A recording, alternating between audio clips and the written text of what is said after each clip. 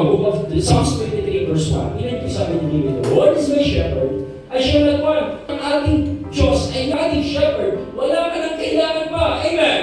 Nasa iyo na ang nagpo-provide, nasa iyo na ang supplier, nasa iyo na ang provider, nasa iyo na ang nagsusustento. Ano kailangan mo?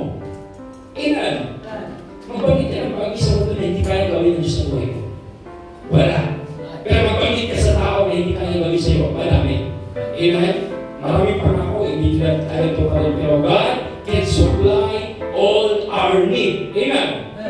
Matalino mga Kristiyano, huwag kang lumayo sa tagapag-supply ng pangangailangan mo.